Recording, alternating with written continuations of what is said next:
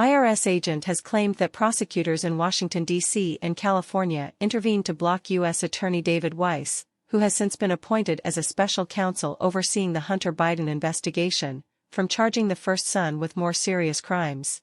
Walden's claims echo testimony given by IRS whistleblower Gary Shapley. Walden, who previously served as the head of the IRS Washington field office, testified before the House Ways and Means Committee in a closed-door interview earlier this month. A transcript of the interview was obtained by the Washington Examiner. Mr. Weiss went to the U.S. Attorney's office, I can't recall the dates, and they did not agree to prosecute the case in D.C., Walden told the committee. Walden was one of several officials from the IRS, FBI and the U.S. Attorney's Office in Delaware who attended an October 7, 2022 meeting that Shapley described as a turning point in the investigation.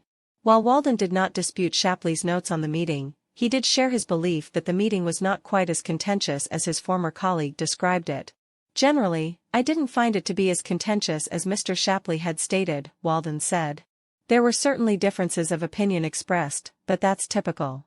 Walden was above Shapley and his fellow IRS whistleblower Joseph Ziegler on the agency's chain of command.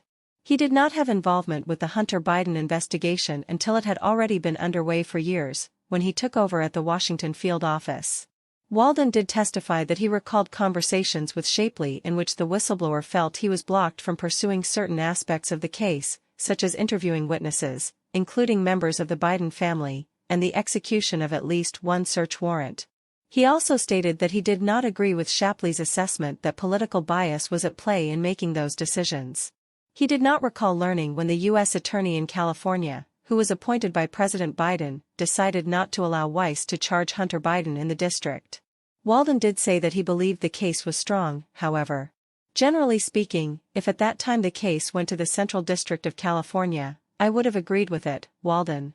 The latest claims from Walden back up previous testimony from another IRS agent, Director of Field Operations Michael Batdorf, who told the committee that U.S. attorneys in California and Washington, D.C. refused to partner with Weiss on charging Hunter Biden in their districts. This prevented Weiss from moving forward for months. Both Shapley and Ziegler testified about the previously unknown involvement of the U.S. attorneys before Congress this past spring. Walden also told the committee about Shapley's ultimate removal from the case. The U.S. Attorney's Office was no longer working or talking with Mr. Shapley. And there was no immediate, I didn't think that would be resolved quickly, Walden said.